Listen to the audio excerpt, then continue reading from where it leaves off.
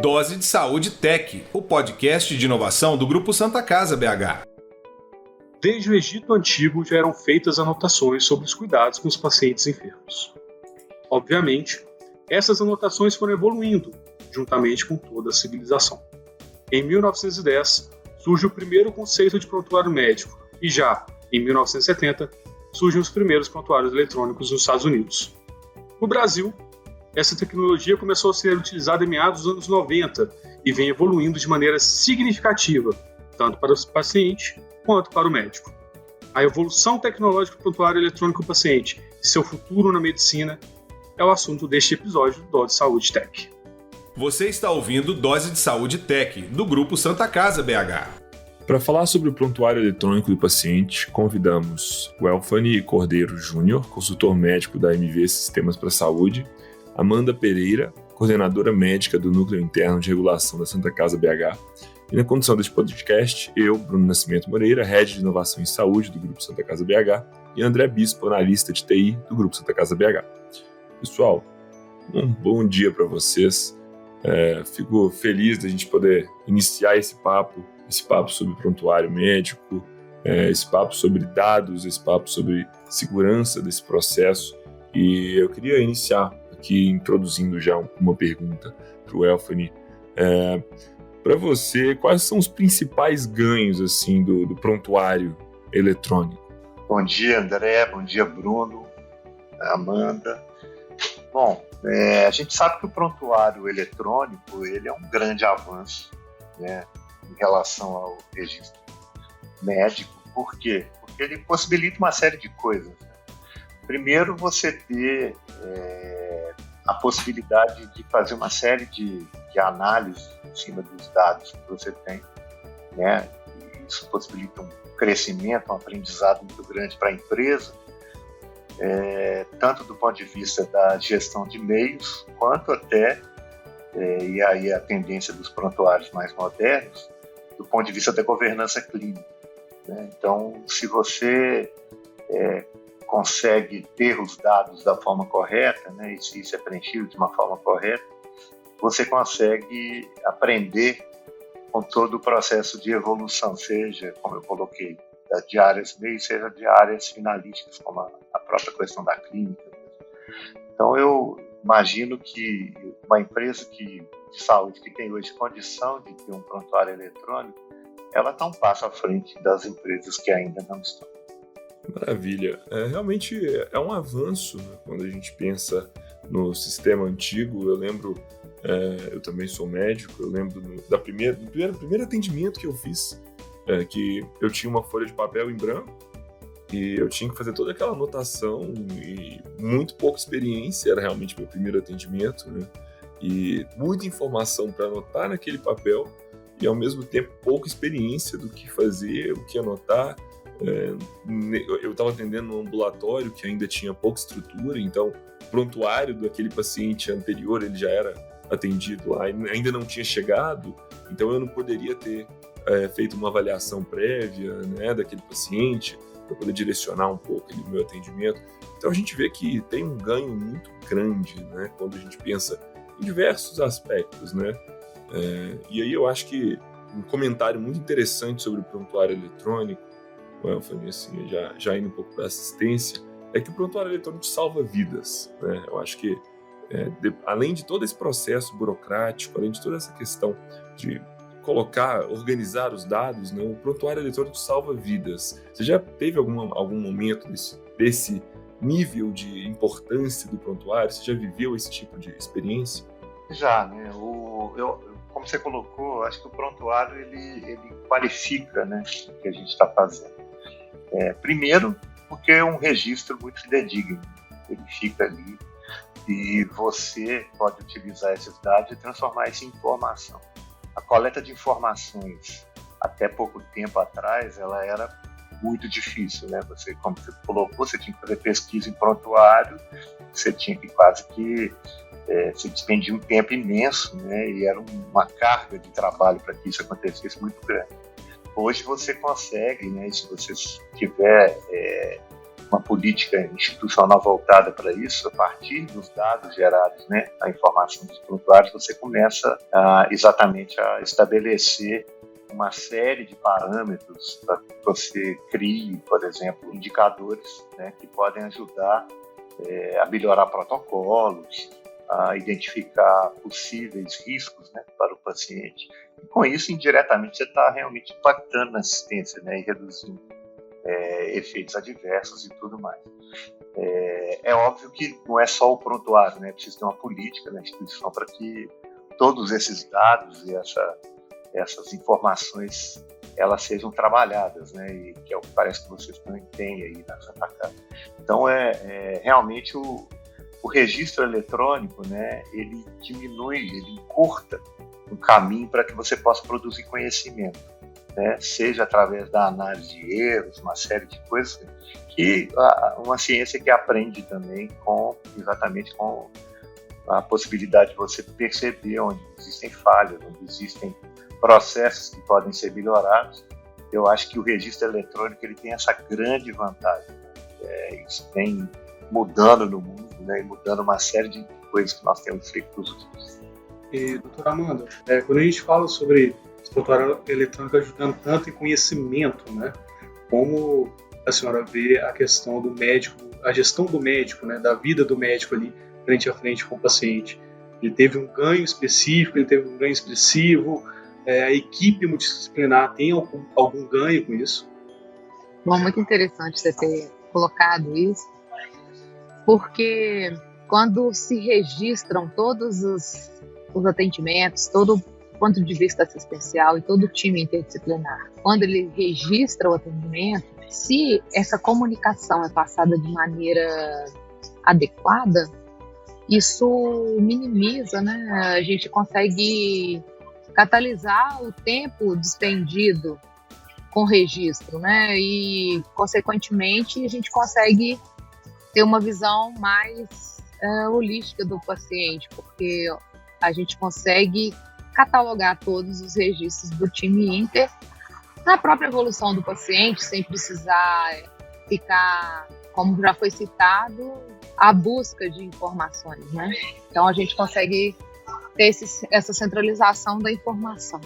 Amanda, você falou sobre a equipe Inter, é um ponto muito interessante, porque quando a gente fala de prontuário eletrônico, a gente pensa muito no momento da confecção dele ali pelo médico, né? O médico está fazendo a entrevista clínica e preenchendo os dados do paciente. Mas como é que você vê essa integração aí entre a equipe clínica e o registro eletrônico? Você acha que isso está sendo benéfico? Como que está sendo benéfico? Qual que é o nível de importância que essa equipe está tendo junto com o prontuário eletrônico?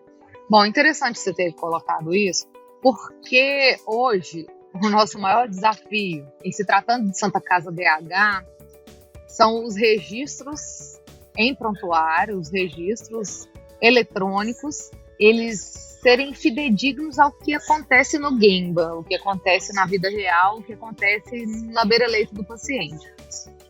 Então esse é o nosso desafio. Por exemplo, a gente que trabalha na gestão de leitos, hoje os nossos dados de movimentação do paciente via WhatsApp são mais fidedignos do que do prontuário. Então, em todas as alta performance a gente fala, gente, a gente precisa que a movimentação do paciente seja registrada no prontuário eletrônico para a gente fazer a gestão desse leito lá do núcleo interno de regulação, né?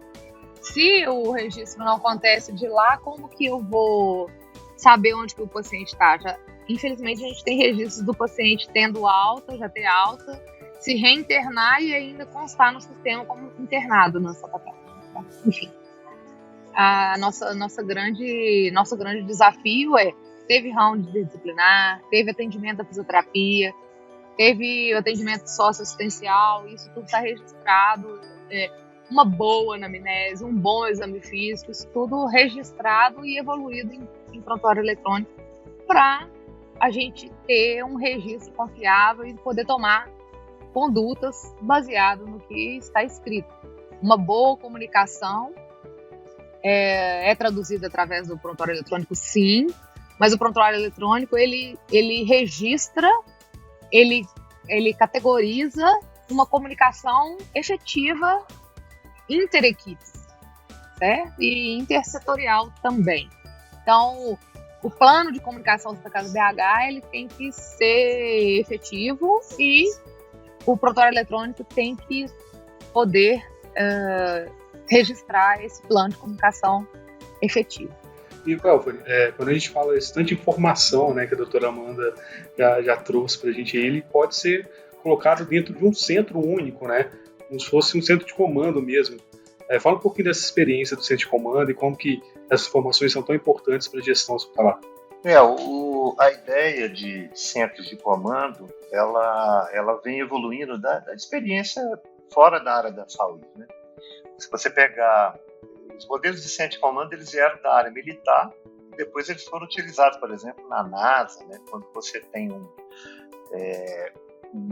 tipo de atividade em que eu tenho uma certa complexidade, em que eu posso ter uma variabilidade, e essa variabilidade pode ser muito danosa, eu preciso de centros de comando que funcionem em tempo real.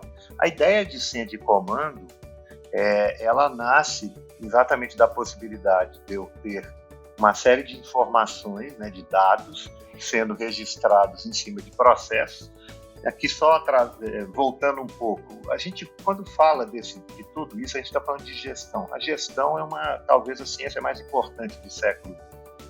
Ela se baseia basicamente em 3 pilares, né?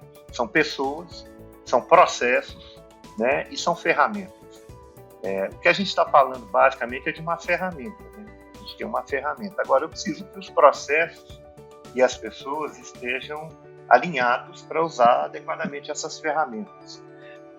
E o centro de comando nada mais é que uma ferramenta, né, que possibilita você estar trabalhando em tempo real com os processos de fluxos hospitalares. Os fluxos, na verdade, são uma coleção de processos, né, que acontece com pessoas, com uma série de instrumentos, de ferramentas também ali no meio.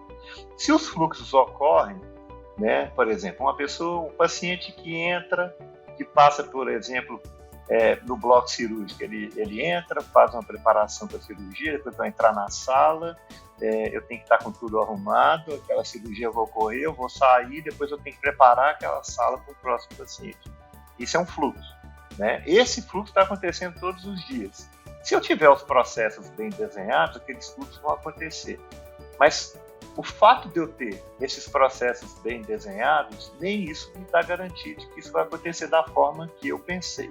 Então, o centro de comando ele vem exatamente para estar enxergando isso em tempo real e corrigindo o que poderia ser algumas falhas nesse fluxo que estão acontecendo ali sem que eu tivesse uma previsão adequada. Então, isso só é possível exatamente porque vocês têm uma ferramenta de informática potente. Né? Eu preciso ter que esses registros de todos esses pedaços desse fluxo estejam acontecendo também da forma correta. Então, o centro de comando é isso, ele é uma evolução do processo de gestão que era sempre olhando no retrovisor. Eu programava, fazia tudo, mas nem sempre eu tinha garantia que as coisas iam acontecer. Com o centro de comando, eu começo a corrigir as possíveis variações que podem acontecer nesse fluxo do dia a dia. E é muito legal como que a gente consegue fazer um círculo perfeito, né? Então a gente tem lá o nosso PEP tendo que ser bem escrito com as informações. A partir do PEP bem escrito com as informações, nós pegamos essas informações e na verdade nós pegamos os dados, né? E transformamos em informações importantes para a gestão, e a partir dessas informações importantes para a gestão a gente toma uma decisão. E assim, doutora Amanda, como que está sendo esse trabalho com alta performance através dessas informações, como que eu trabalho com a equipe, como que ela recebeu esse treinamento? Muito interessante.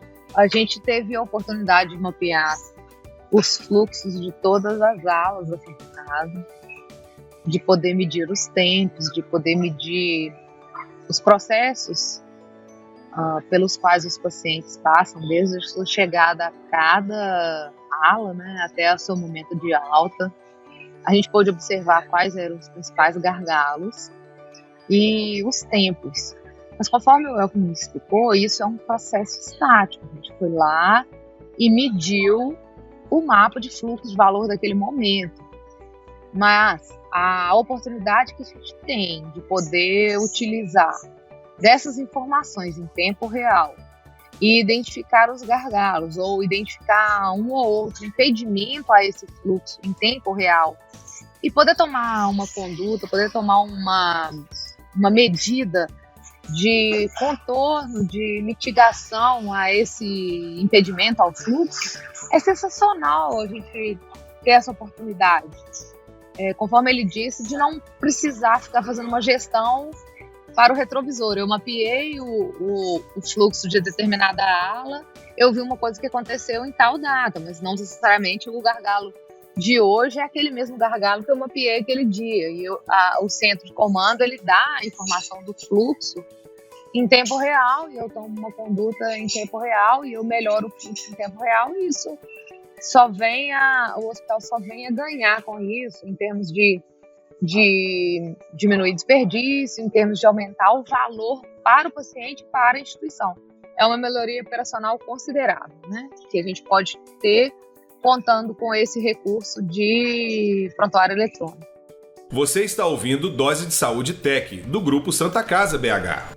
Interessante a gente pensar. Eu estava refletindo aqui sobre a resposta do Elfani da pergunta anterior. Essa questão dessa central de comando e o que é possível, a quantidade de tecnologias que a gente pode agregar para melhorar, né, a análise desses dados. E o Elfani, pela MV, já existe algum processo para entender essa predição de dados? Existe alguma inteligência artificial trabalhando nessa análise dos dados passados? Como é que está esse processo de análise para predição de dados? É isso aí, Bruno. Esse é o passo subsequente, né? Porque você precisa ter um número de dados, né, suficiente até para você começar a usar o machine learning, a inteligência artificial, para você fazer essas previsões. Mas essa é o grande mote de você ter centros desse tipo, né? Porque, por exemplo, eu vi recentemente num hospital, você vai e faz, por exemplo, um bloqueio de leitos, uma previsão de utilização de leitos pós-operatório numa UTI. Então você vai lá e fala assim, olha, eu preciso agendar os meus leitos na UTI, porque esse paciente vai precisar. Neste hospital especificamente, né, o que eles observaram? Que de cada 10 leitos que eu agendava, em torno de 3 precisavam efetivamente da utilização daqueles leitos. Só que no dia a dia, quando eu não tenho esse tipo de inteligência, eu fico com os leitos bloqueados, né? Ou eu suspendo a cirurgia, ou eu até ficava com leitos bloqueados. Com a análise de 1 ano, mais ou menos, de evolução, eles começaram a desenvolver exatamente um sistema de inteligência artificial, mostrando o seguinte, olha, efetivamente de cada 10 leitos, só realmente 2 vão ser usados. Tá? Na prática, a inteligência artificial mostrou que somente 2 dos 10 que estavam... E aí, e observando as características dos pacientes e às vezes até dos profissionais, né, que indicavam que realmente iam precisar daquele recurso. Hoje, a utilização da inteligência artificial é muito mais eficaz para que eu consiga utilizar esses leitos melhor. Então, essa é uma tendência irreversível, né? Se eu consigo ter essa quantidade de dados, né, e a partir de um certo tempo eu começo a fazer previsão de utilização correta, né? Isso dá um grande aumento de capacidade de oferta, né? Que você tem de oferta de serviços dentro de um hospital. Acaba que o hospital inteiro, na verdade o hospital inteiro não, o setor de saúde inteiro assim, vai se adaptando cada vez mais para essa questão do data-driven, né? Direcionado para dados. Em cima desses dados a gente poder tomar a nossa decisão, né, Will? Eu acredito que seja um caminho sem volta, né? A partir daí é só evoluir.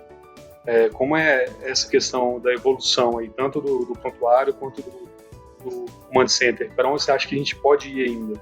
Eu acho que você colocou, né, André? O céu aqui é o limite, né?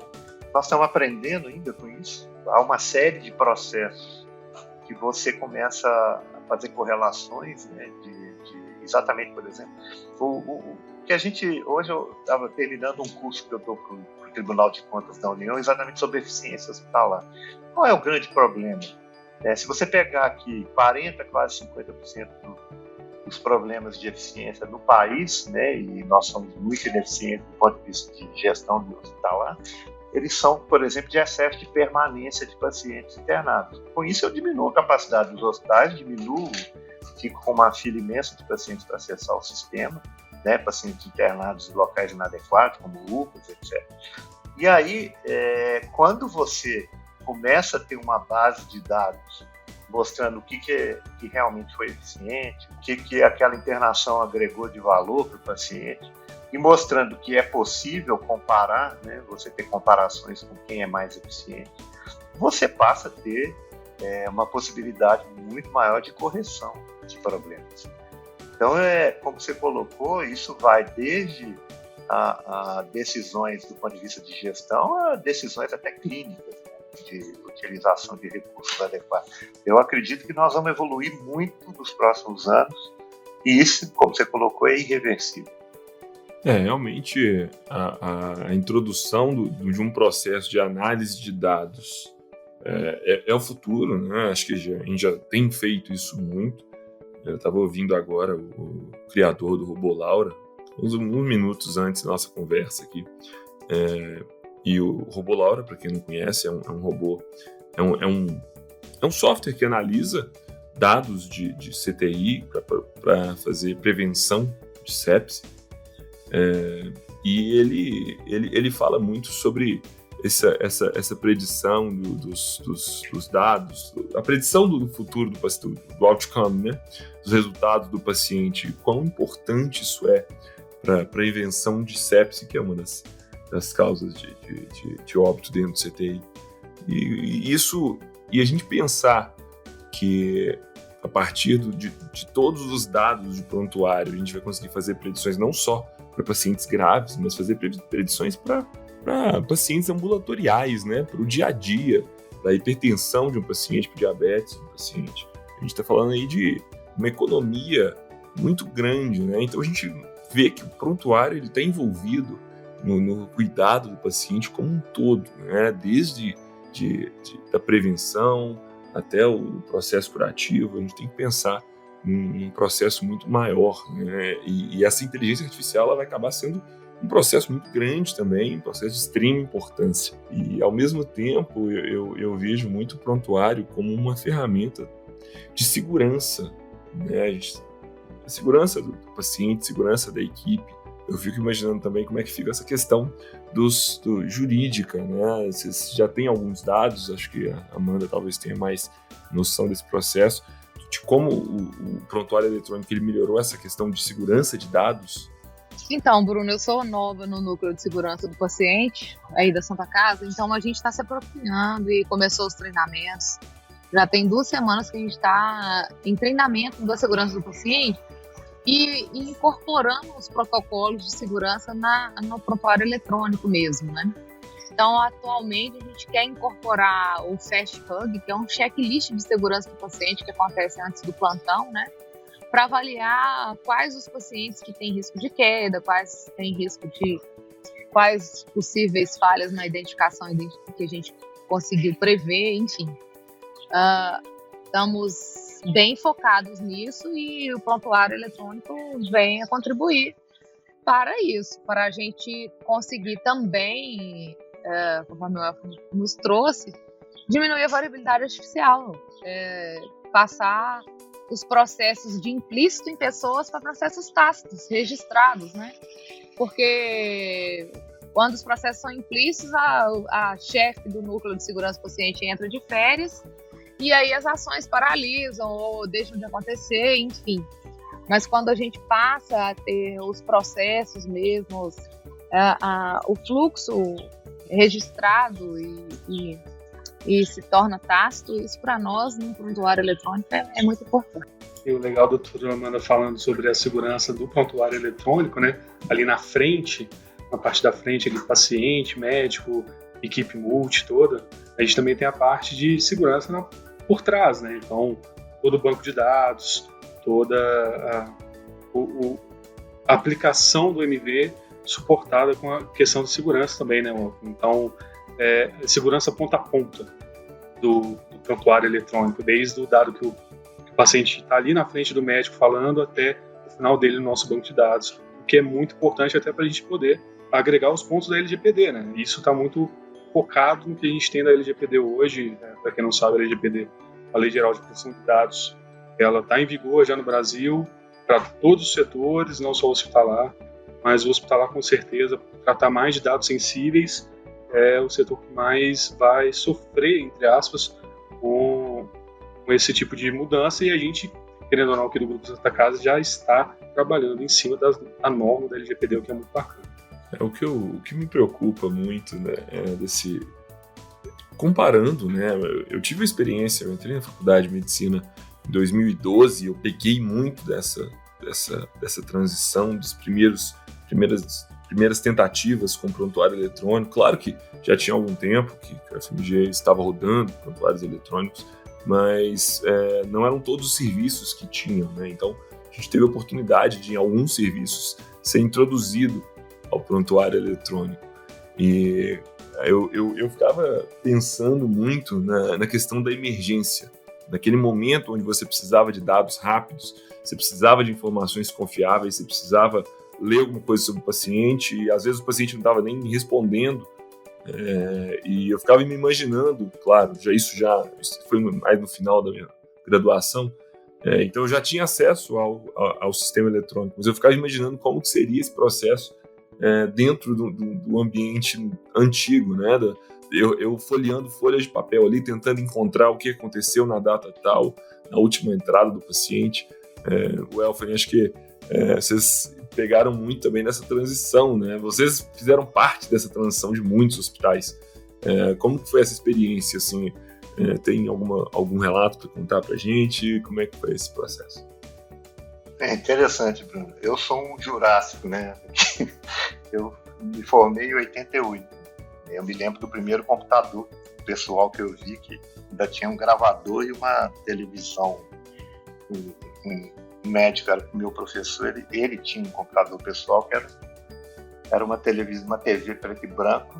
Ele só tinha um gravador, que eu me lembro nem para que era, quem entende informática. Eu sei que era uma coisa bem rústica, né? Nem se pensava em prontuário eletrônico, né? Os registros eram feitos à mão.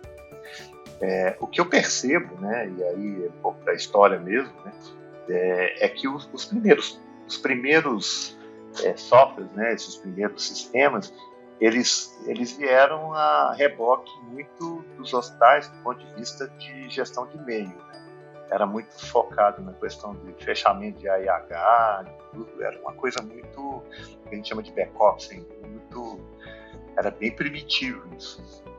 Recentemente, se você pegar a história da governança clínica, ela surge no final da década de 90, na Inglaterra, né? E o processo de gestão, isso que a Amanda citou, a gestão de risco, você fazer uma série de processos, né? Por exemplo, da cirurgia segura, isso tudo é muito recente, né? Recente que eu estou colocando aí tem 20 anos que isso tem sido mais sistematizado, né? O primeiro livro que surgiu aí que falava exatamente daquele escândalo, né, que foi publicado lá no começo dos anos 2000, sobre a grande mortalidade, a terceira causa de morte nos Estados Unidos, né, que era complicações dentro dos hospitais. Isso tudo tem mudado, né? O processo de governança clínica, então, ele é um processo muito recente.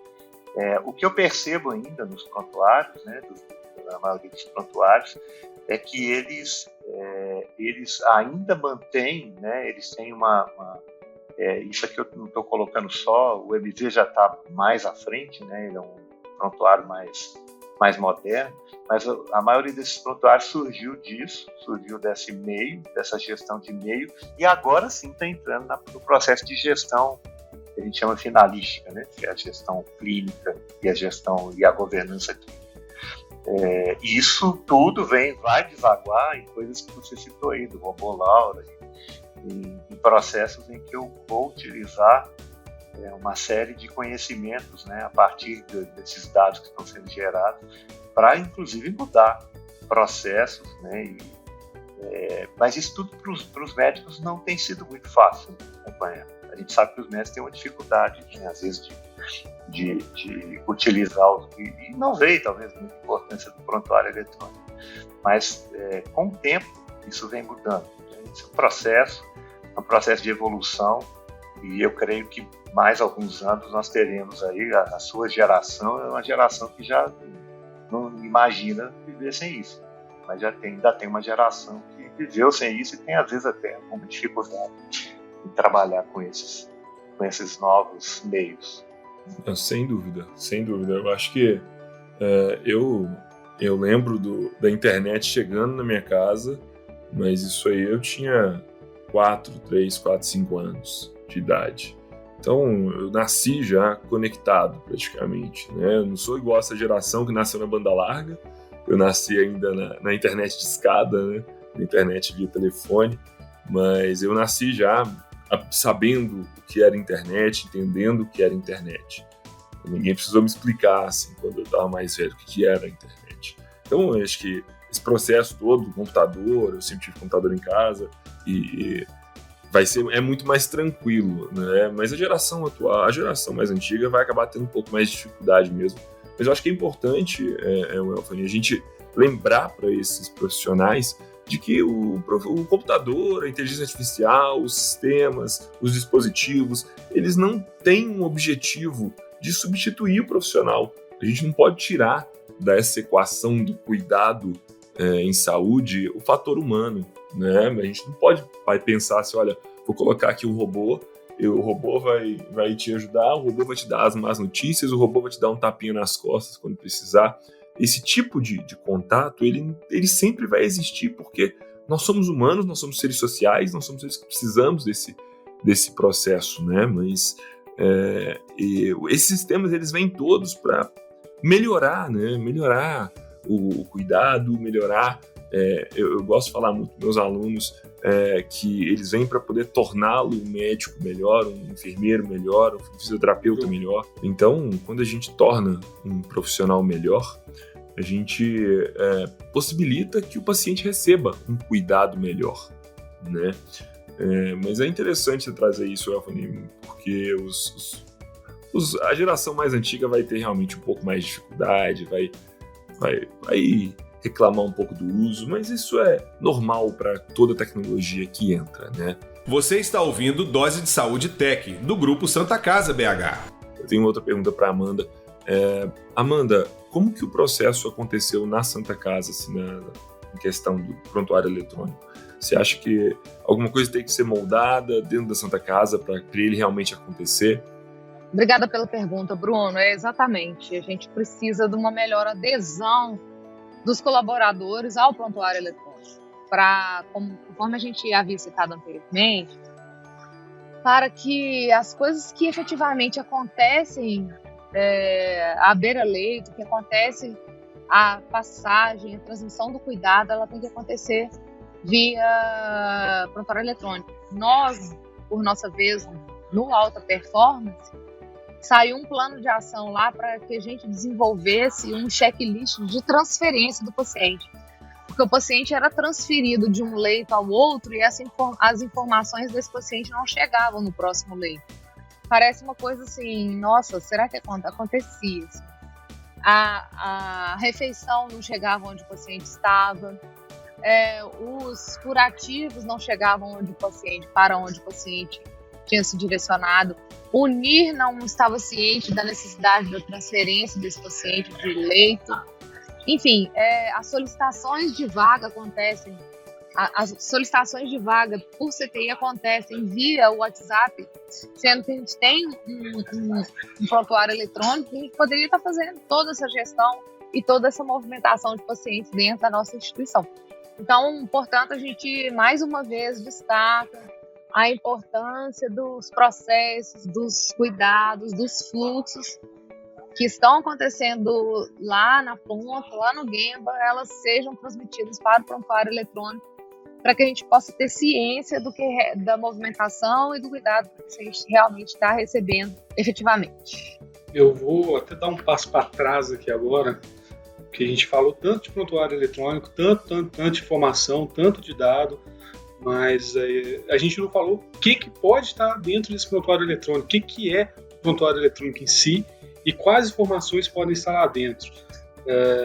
O Elfan e a Amanda, se tiver vontade para responder, o que a gente pode colocar, o que o prontuário eletrônico permite que a gente faça e quais são as informações que a gente tem ali dentro. Ô André, o prontuário, como eu falei para vocês, ele tem um histórico, né? Se você pegar a década de 90, os primeiros sistemas foram sistemas de gestão de e-mail, né? Então eu tinha muito fortemente a questão, que era um foco mais dos hospitais na época, né? Aqui principalmente na questão da cobrança, de desperdícios, de gestão de estoque, uma série de coisas.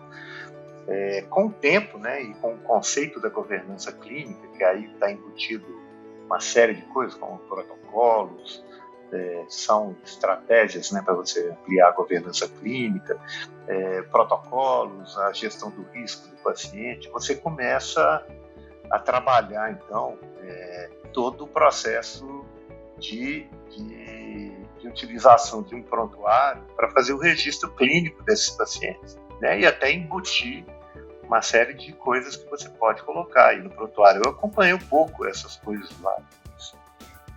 Isso tudo pode ser colocado, mas eu vejo que ainda tem mais potencial, né?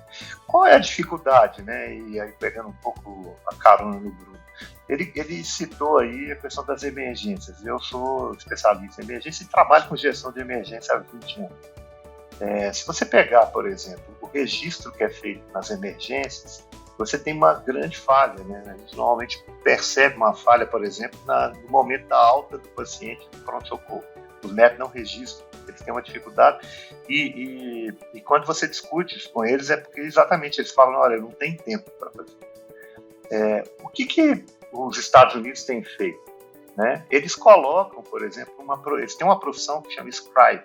O scribe nada mais é do que um profissional, tá? Que ele é formado no sentido de fazer esse registro para o médico. Ele fica ali, ele acompanha, ele vai, às vezes, eu já vi pronto-socorros americanos, ele vai com um carrinho, com um notebook e faz o registro ali do atendimento médico. Igual você faz aqui quando você está fazendo o exame e tem uma pessoa que o médico vai ditando e a pessoa vai escrevendo. Então, há uma série de coisas que eu preciso resolver, que é exatamente a captura do dado da forma correta. Se eu capturar esse dado da forma correta, eu preciso entender que, às vezes, o profissional médico, ele não está ali, ele não vai ter o tempo, ou pelo menos ele acha que não vai ter o tempo adequado, e provavelmente você não vai conseguir que ele faça isso de uma forma muito clara. Talvez eu tenha que pensar em soluções desse tipo. E isso tem muito a ver com o Lean, né? Eu preciso colocar o custo maior deste processo está em quem executa o processo, ou seja, a pessoa mais importante, a que agrega valor é o médico. Então, se eu colocar alguma pessoa que faça isso por ele, eu estou aumentando a produtividade dele. Então, é um pouco dessa visão de gestão.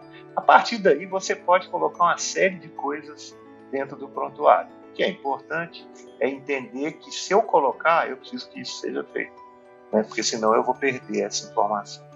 É muito interessante a gente pensar em relação a custo, e porque gera uma economia, né, quando a gente pensa que as informações são melhor armazenadas, as informações são mais seguras.